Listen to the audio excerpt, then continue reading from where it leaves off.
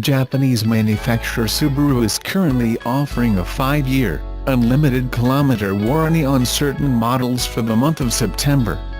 Until September 30th, buyers will not only get the aforementioned warranty cover, but also 5 years of roadside assistance on selected Forester, Outback, Liberty, Levorg, BRZ, WRX, and WRX STI models. It appears the recently launched Impreza and related XV ranges are excluded from the offer. "Don't go thinking this promotion," said Subaru, following in the recent footsteps of companies like Honda, Skoda and Jeep in extending its standard factory warranty period, though. The company's local arm has confirmed its regular offering will resume after September. "Our standard warranty remains at 3 years unlimited kilometers for the foreseeable future," said David Rowley, National Corporate Affairs and Public Relations Manager for Subaru Australia. Subaru first introduced the Crosstrek XV hybrid at the 2013 New York Auto Show, but it was discontinued just 2 years later. It had all the typical Subaru attributes of all-wheel drive, utility and safety, but it never caught on. Why didn't the hybrid make it in the current Subaru lineup? The majority of Subaru's vehicles have been fuel-efficient, economical to operate, and appeal to an economy-minded customer. When the Crosstrek hybrid arrived in 2013, it offered new features for the chassis, exterior and hybrid system to enhance driving dynamics and ride quality. The configuration of the hybrid system and battery, along with the low center of gravity and superior weight balance, delivered the same sporty drivability and handling both on and off-road. So why didn't it sell? The main reason the the Crosstrek hybrid was slow sales. Consumers weren't willing to pay an extra $4,800 premium for the 3 mpg increase in fuel mileage over the standard Crosstrek. The Crosstrek hybrid had the highest starting MSRP in Subaru's lineup, even more than the flagship Outback and popular Forester SUV. The hybrid's improved mileage wasn't enough to move the new green crossover off dealer lots. What's next for Subaru Green Technology? Subaru hasn't given up on hybrid technology, and the Japanese automaker will be bringing out new green offerings soon. Subaru moved to the new global platform with the new Impreza and 2018 Crosstrek first, and it will be offered on all next-generation models to come. The new architecture will allow them to build dedicated EV-type models that better fit into their plans and manufacturing capability. Subaru Corporation has confirmed they will be bringing out a new plug-in hybrid, PHEV, for consumers in the near future in the dedicated battery electric vehicle, BEV, in 2021. What they haven't said is what existing model will get the new green technology. We are guessing it will be the Crosstrek first, with others to follow. We do know Subaru will build a new vehicle for the either PHEV or BEV. It will come on an existing model in the lineup. Subaru is not your typical automaker, and they will make sure whatever new green technology is coming, it will provide their customers and other EV owners with a unique take on technology, all without compromising the Subaru niche of all-wheel drive, safety and utility. The new global platform will allow all their current vehicles and the new 2018 Subaru Ascent 3-row SUV to be fitted with hybrid powertrains, plug-in hybrids, electric units, and other types of alternative power units. Things are changing at Subaru. Stay tuned. Fancy a Persian rug? Well, here's some advice. If you want the finest, most ornate and color-rich example, you need one woven by the Qashqai, which, just in case it has slipped your mind, are those nomadic tribes from Iran.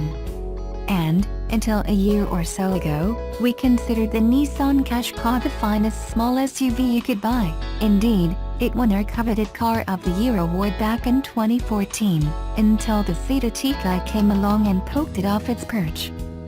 So, Nissan has given its soft rotor king a bit of a refresh in the hope of reclaiming the spoils. The general theme is evolution rather than revolution. The intention was to retain the Qashqai's many virtues, but add a more premium tang with styling tweaks outside and a new steering wheel, pleasure materials and reprofiled seats on the inside. Nissan says it's also added extra sound insulation and fiddled the suspension to improve the driving experience.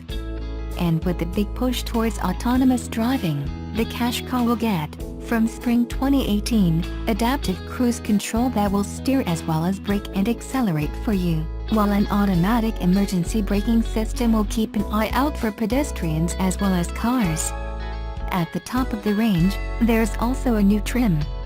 It's called Techno Plus and is the one we're focusing on here, along with the pookiest engine in the range, the 161 bhp 1.6-liter turbocharged petrol. Those looking for an alternative to diesel will find this 1.6 petrol a worthy option. Okay, it hasn't got an awful lot of guts in the lower reaches of the rev range, but keep it above 2000 RPMs and it pulls merrily and gets stronger all the way to the red line. It feels pretty nippy too. Although, despite being marginally behind on power, an Ateca 1.4 TSI 150 feels at least as quick, if not quicker. Work the engine hard and it makes its presence felt inside, but you can tar its rivals with the same brush. Besides, it's not an unpleasant noise and, when settled at a motorway cruise, the engine fades into the background. You'll be aware of a bit of wind and road noise at this point, but neither proves worrying even on a long journey, so the Qashqai remains one of the best insulated cars in the class. The 6-speed gearbox has a light change, but that's tarnished by a long throw and woolly gate. And couple the clutch pedal's slightly vague biting point with the engine's lack of low-end vigor in this range-topping Qashqai isn't the easiest of cars to drive smoothly in stop-start traffic. Nor is it the most fun around corners. No, for driving pleasure in this class, you need to be sat behind the wheel of an Ateca or, even better, an Audi Q2, both of which turn into bends more incisively and corner flatter. That said, the Qashqai's steering is accurate, weights up consistently and stays light and easy to twiddle in town. Where the Qashqai beats its sportier rivals is comfort. It has always demonstrated a level of compliance that others struggle to match and, even on our test cars Calypso part machine polished, part black 19 and wheels, it irons out ripples and ridges better than an Ateca would. Only a particularly vicious pothole upsets its composure. This being the new top-spec Techno Plus, it's really rather nice. The first thing that strikes you are the seats, which are trimmed luxuriously in soft Nappa leather with 3D quilted stitching. Not only do they look good, they feel good too.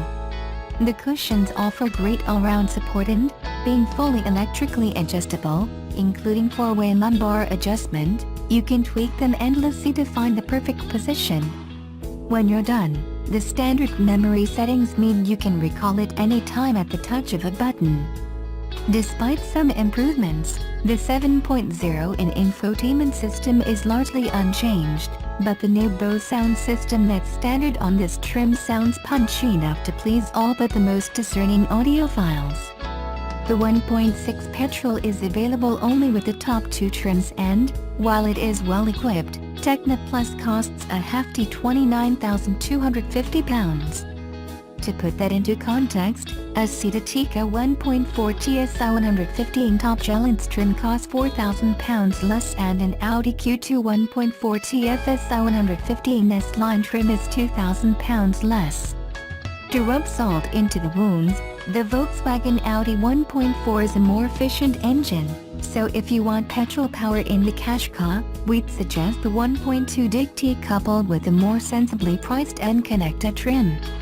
True, the 1.2 is quite a bit slower, but should still be suitable for most people's needs.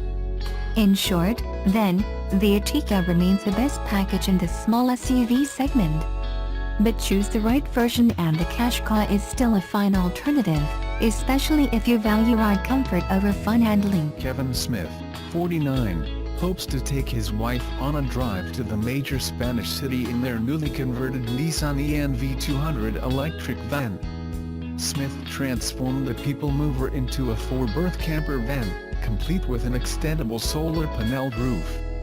Inside the van is a double bed, drop-down flat-screen TV, toilet, cooker, fridge, storage units and even a thermostat. The extendable roof also allows for additional sleeping space if it is required.